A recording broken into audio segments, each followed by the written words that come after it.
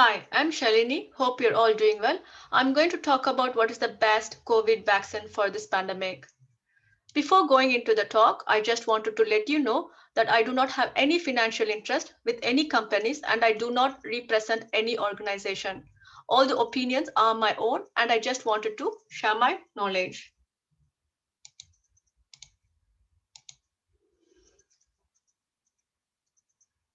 There are many kinds of vaccines made using different methods. Some of the currently available COVID vaccines are the whole killed virus vaccines, and the other category is spike only vaccines.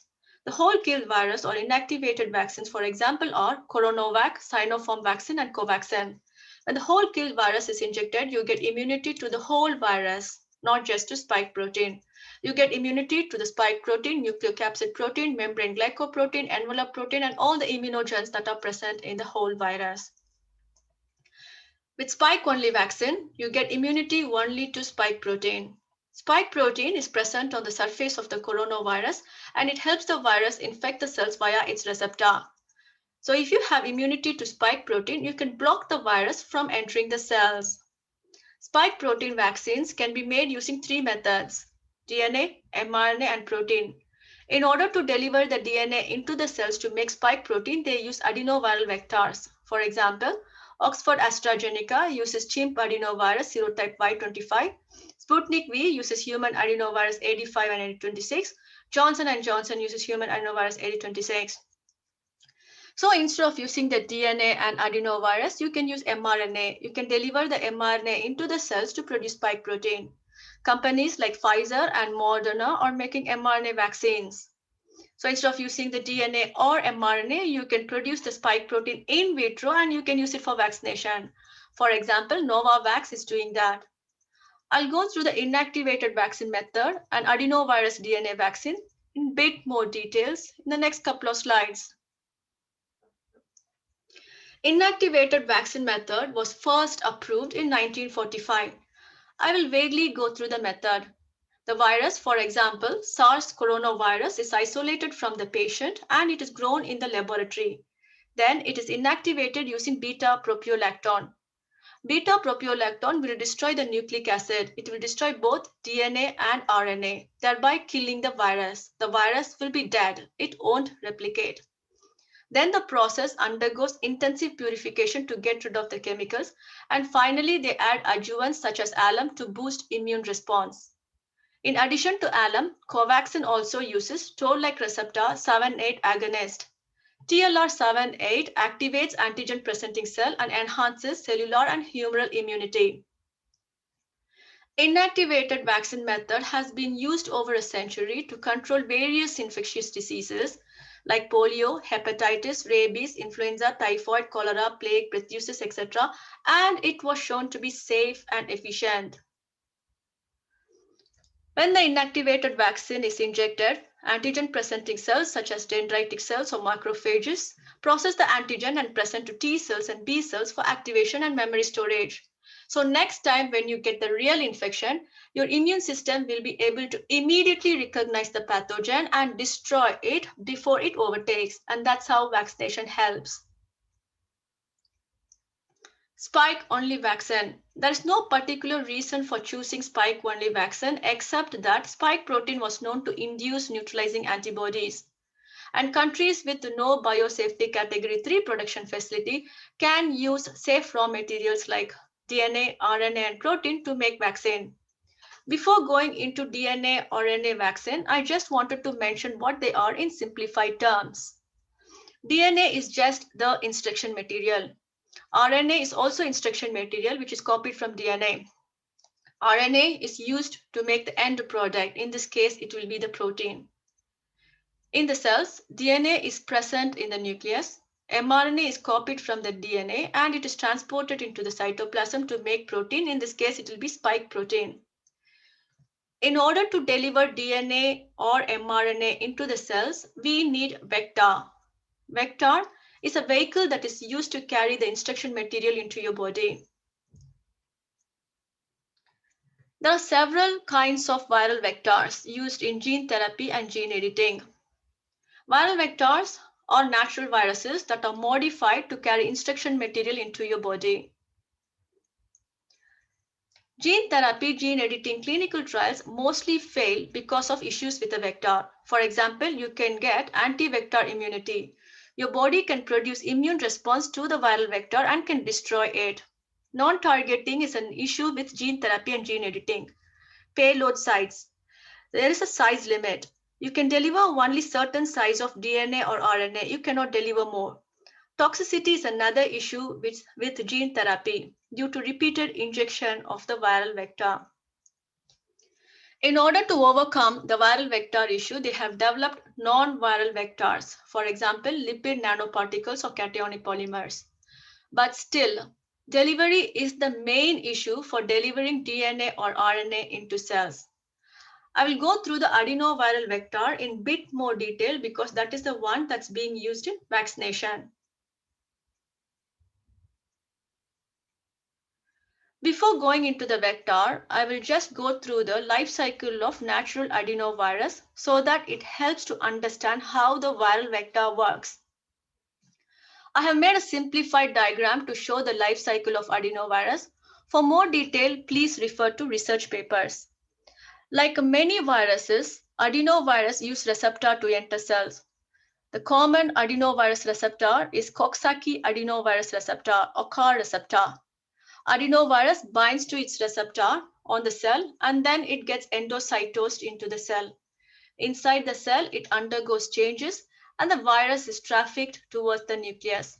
And the viral DNA is imported into the nucleus. Inside the nucleus, the viral DNA undergoes replication and the virus gets assembled, DNA gets packed, and the new virons are released by cell lysis. You can see that the adenovirus is not integrating, mainly because it does not have integration signal and the virus is released by cell lysis. So there is no way it can integrate into chromosome. To make the vaccine vector, they have deleted the replication gene and replaced it with a gene of interest. In this case, it will be the gene expressing spike protein. So the main difference between the vaccine adenovirus and natural adenovirus is that the vaccine adenovirus is replication deficient. The vaccine adenovirus binds to its receptor, then it gets endocytosed into the cells. Inside the cells, it undergoes the same changes, and the viral DNA is imported into the nucleus. Inside the nucleus, the viral DNA does not replicate. The fate of the DNA in the nucleus is decided by the cells. Since the DNA has instruction to produce spike protein, it will express spike mRNA and spike mRNA will translate into spike protein and spike protein will be expressed on the cell surface to induce immune response and the cells will be phagocytosed. It was shown that 90% of the vector DNA is eliminated in 24 hours and 9% over 3 weeks. One study showed that 1 in 1,000 cells can illegitimately integrate DNA into chromosome. So you don't need to have a homology arm or long terminal repeat for integration. Any foreign DNA delivered into the nucleus can randomly integrate into chromosome, and this depends on cell condition, cell cycle, and cell type.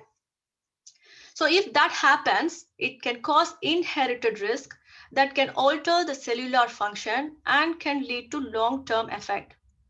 But this can happen at low frequency. The main disadvantage of using the adenovirus vector is anti-vector immunity. One clinical trial for HIV vaccination failed because of anti-vector immunity. In this study, they found that the group that received the vaccination had more HIV infection than the group that did not receive vaccination. Another study showed that there is high prevalence of anti-vector antibodies for AD5, AD26, and CHIMP68 serotypes. In spite of this, Johnson & Johnson uses AD26. To overcome the anti-vector immunity, Sputnik V uses AD26 first dose and AD5 in second dose. Remember that some population has pre-existing antibodies to AD5 and AD26. To overcome the anti-vector immunity, Oxford AstraZeneca uses chimp adenovirus serotype Y25, but this serotype is far less studied. So we don't know which population has pre-existing antibodies to chimp adenovirus serotype Y25. If we have pre-existing antibodies to these vectors, or if we develop immunity to these vectors after a couple of doses, vaccination efficiency may reduce, vaccination may fail. In order to know if your vaccination was successful, you can test for antibodies to spike protein after immunization. Another problem with adenovirus vector is that adenovirus vector is live. It can infect brain, heart, erythrocyte, endothelial cells via its receptor and can cause infections like encephalopathy, myocarditis, acute respiratory distress syndrome, conjunctivitis, and it was shown to be lethal in immune suppressed patients. In gene therapy, adenoviral vector was well known to induce thrombocytopenia. Adenoviral vector capsid was known to bind coagulation factor X. In order to overcome this problem, Johnson & Johnson uses modified hexon variable region 57 in AD26. But still, all adenoviral vector can infect endothelial cells, platelets, erythrocyte, and can lead to thrombosis. Thrombocytopenia was observed after AstraZeneca vaccine. Clots were also found in Johnson & Johnson clinical trials. All vaccines using adenoviral vector, example Sputnik, Johnson & Johnson, Oxford AstraZeneca, etc., will have similar issues. These are only immediately visible side effects. You can get immediately invisible long-term side effect because any foreign DNA can integrate into the chromosome and it can lead to long-term effect. Though this can occur at low frequency, still it poses inherited risk.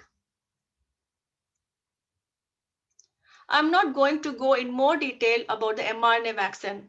mRNA vaccines are safe in general. When the mRNA is delivered, it remains in the cytoplasm, produces the spike protein, and induces immune response. The only issue with the mRNA vaccine is the delivery. The polyethylene glycol that is present in the delivery reagent can cause anaphylaxis.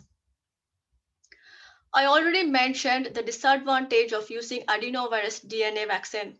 The main disadvantage of the adenovirus DNA vaccine is the adenovirus DNA vector itself.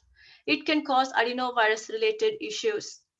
And also the DNA is delivered into the nucleus. So there is chances of random integration. Though it can happen at low frequency, it can still lead to long-term effect. So in both methods, delivery is the main issue. I've already mentioned that inactivated vaccines has been approved since 1945 and it has been used for controlling various infectious diseases like polio, hepatitis, rabies, cholera, etc. And it was shown to be safe and efficient. More studies have been done for this method and more information is available for this method. Immune response is to the whole virus, not just to spike protein. So if virus accumulates mutation in the spike protein, you will be still protected because you will have immunity to other parts or proteins of the virus that will offer protection. mRNA vaccine is new to human use and it is approved since 2020. mRNA vaccines are safe in general. mRNA remains in the cytoplasm. It does not enter the nucleus and it does not integrate into chromosome. The main issue with mRNA vaccine is allergies or anaphylaxis, which can be treated by using anti-allergens or EpiPens. Immune response is to only spike protein. So if virus accumulates too many mutations in the spike protein, the vaccine efficiency can reduce. Adenovirus DNA vector is being used and studied in gene therapy for over 3 decades and it has still problem in clinical trials, but was approved for vaccination in 2020. The main issue with this method is some population can have anti-adenoviral vector immunity and this can reduce vaccine efficiency. And the adenovirus vector is live. It can cause adenovirus related issue. and the DNA is delivered into the nucleus. So there is chance for it to get integrated into chromosome. Though this can occur at less frequently, it can still lead to long-term effect. Again, like mRNA vaccine, adenoviral DNA vaccine, it produces immune response only to spike protein. So if virus accumulates too many mutation in the spike protein, the vaccine efficiency can reduce. The reagents in both the new techniques are new to human use, and it is used in mass population. So we don't know what surprises we will get. So based on the information, I can confidently say that inactivated vaccine is safe and efficient than other COVID vaccines. If you have option, please go for the inactivated vaccine. The second best option will be the RNA vaccine. And if you don't have any option than adenovirus DNA vaccine, please take the vaccine because benefits outweigh the risks. Thank you.